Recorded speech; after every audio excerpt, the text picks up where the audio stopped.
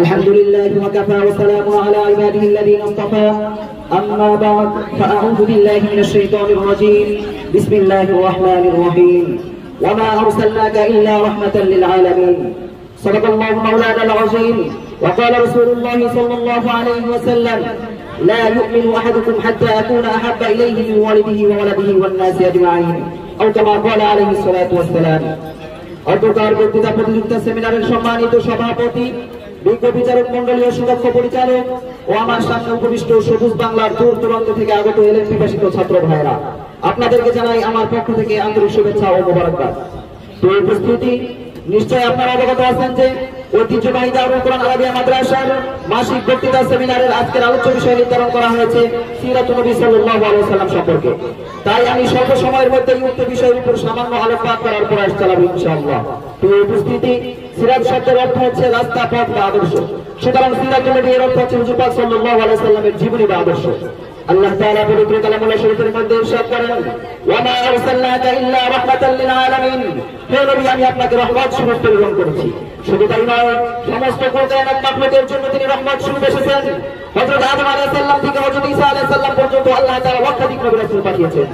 হযরত ঈসা আলাইহিস সালামের পর থেকে প্রায় 570 সাল পর্যন্ত যখন কোনো দ্বীনের দাওয়াত আসছিল না, যখন কোনো নবীদের আগমন ছিল না, তখন সেই যুগের মানুষের জীবনে নেমে এসেছিল এক অন্ধকারের ছায়া। তাদের যুগ হয়ে গিয়েছিল আইয়ামে জাহিলিয়াতের যুগ, যেই যুগে মানুষের আচার আচরণ হয়ে গিয়েছিল পশুদের মতো। যেই যুগে পিতারা তাদের সন্তানদেরকে মাটির নিচে পুঁতে রাখতো, জীবিত পুঁতে রাখতো। যেই যুগে আপনি ভাবে কোথাও অগ্নি পূজা হচ্ছিল, আবার কোথাও মূর্তি পূজা হচ্ছিল, সেই যুগে আপনার আমার নবী সাইয়্যিদুল মুরসালিন খাতামুন নবিয়্যিন রাহমাতাল লিল আলামিন হযরত মুহাম্মদ সাল্লাল্লাহু আলাইহি ওয়াসাল্লামকে আল্লাহ তাআলা দুনিয়াতে প্রেরণ করেছিলেন। তার আগমনের সুসংবাদ এমন কোন বস্তু নেই যে তাদের কাছে জানিয়ে দেওয়া হয়নি। যেমন ভাষায়ী প্রাণীরা বন জঙ্গলে থেকে রাসূল সাল্লাল্লাহু আলাইহি ওয়াসাল্লামের জন্মের সুসংবাদ পেয়েছিল, এমনি ভাবে তার সম্মানিত মাতা মা আমেনা বলেন, যখন রাসূল সাল্লাল্লাহু আলাইহি ওয়াসাল্লাম আমার গর্ভে আসলো, তখন আমাদের স্বপ্নের মাধ্যমে সুসংবাদ দেওয়া হয়েছিল যে যে সন্তান তোমার গর্ভে রয়েছে সে উন্নত সন্তান হবে, এবং যখন সে দুনিয়াতে ভূমিষ্ঠ হবে তখন তার নাম রাখবে মুহাম্মদ, এবং তাকে আল্লাহর রাস্তায় ছেড়ে দিবে। তো রাসূল সাল্লাল্লাহু আলাইহি ওয়াসাল্লাম যখন দুনিয়াতে আগমন করেন, তখন সময়টি ছিল 12 রবিউল আউয়াল, রোজ সোমবার সুবহ সাদিকের সময়। উপস্থিত রাসূল সাল্লাল্লাহু আলাইহি ওয়াসাল্লাম দুনিয়াতে আগমন করার উদ্দেশ্য একটাই ছিল যে আল্লাহ তাআলার এই দিনকে মানুষের মাঝে ছড়িয়ে দেওয়া। হুজুর সাল্লাল্লাহু আলাইহি ওয়াসাল্লাম জন্মের পূর্বে তিনি তার সম্মানিত পিতার ছত্রছায়া হারিয়েছেন। জন্মের 6 বছর পর তিনি তার সম্মানিত মাতা মা আমেনাকে হারিয়েছেন।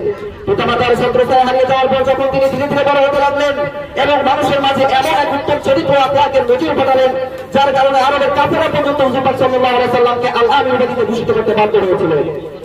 উপস্থিত হুজুর সাল্লাল্লাহু আলাইহি ওয়াসাল্লাম এমনিভাবে যখন 40 বছর পূর্ণ হলো তখন তিনি নবুয়ত পেলেন এবং আল্লাহর হুকুমে দ্বীনের দাওয়াত দেওয়া শুরু করলেন। আর এটা দেখে কাফের মুশরিক বেঈমানদের বুকে জ্বালা উঠে গেল। তাই তারা হুজুর সাল্লাল্লাহু আলাইহি ওয়াসাল্লামকে কষ্ট দেওয়ার জন্য কিছু বকরের সন্তানদেরকে হুজুর সাল্লাল্লাহু আলাইহি ওয়াসাল্লামের পিছনে লেলিয়ে দিলেন। যারা হুজুর সাল্লাল্লাহু আলাইহি ওয়াসাল্লামকে সেই বকরের সন্তানেরা পাথর মেরে মেরে রক্তাক্ত করে হুজুর সাল্লাল্লাহু আলাইহি ওয়াসাল্লামকে জমিনে শুইয়ে দিয়েছিল। শুধু কষ্ট এখানেই শেষ ছিল না, হুজুর সাল্লাল্লাহু আলাইহি ওয়াসাল্লাম এই দিনকে চিন্তা করার জন্য যখন উহুদের ময়দানে জিহাদ করতেছিলেন, তখন আরবের কাফের মুশরিকরা হুজুর সাল্লাল্লাহু আলাইহি ওয়াসাল্লামের দাঁত মোবারককে শহীদ করে দিয়েছিল। এই উপস্থিতি এত কষ্ট করে হাজার পরে তিনি এই দিনকে টিকে রেখেছেন। হুজুর পাক সাল্লাল্লাহু আলাইহি ওয়াসাল্লাম এমন একজন ব্যক্তিত্ব ছিলেন যার কোনো দিকে কোনো কমতি ছিল না। যেমন রাষ্ট্র পরিচালনায় ছিলেন একজন শ্রেষ্ঠ রাষ্ট্রনায়ক, স্বামী হিসেবে ছিলেন একজন শ্রেষ্ঠ স্বামী, পিতা হিসেবে ছিলেন তিনি একজন শ্রেষ্ঠ পিতা। তাই তো আল্লাহর কসম করে বলি, যারা হুজুর সাল্লাল্লাহু আলাইহি ওয়াসাল্লামের শৈশবকাল, যৌবনকাল, মাক্কি জীবনী, মাদানী জীবনী, মোট কথা গোটা জীবন নিয়ে যারা গবেষণা করেছে তারা হুজুর সাল্লাল্লাহু আলাইহি ওয়াসাল্লামের প্রশংসা করতে বাধ্য হয়েছে। যেমন মাইকেল অ্যাচার তিনি 100 জন বিশ্বকাপানো মানুষের জীবনে লিখেছেন, যার সূচনাতে হুজুর পাক সাল্লাল্লাহু আলাইহি ওয়াসাল্লামের জীবনে লিখেছেন। এমনি ভাবে ইংল্যান্ডের মিউজিয়ামে শুরুতে লেখা হয়েছে, as father, as teacher, as messenger, as Superman of the world. এই উপস্থিতি হুজুর পাক সাল্লাল্লাহু আলাইহি ওয়াসাল্লামের প্রশংসা শুধু মানুষেরাই করে নাই, বরং আল্লাহ তাআলা পবিত্র কোরআনের মধ্যে বলেন, ইন্নাকা লাআলা খুলুকিন আযীম, নিশ্চয় আপনি সুমহান চরিত্রের অধিকারী। সুবহানাল্লাহ।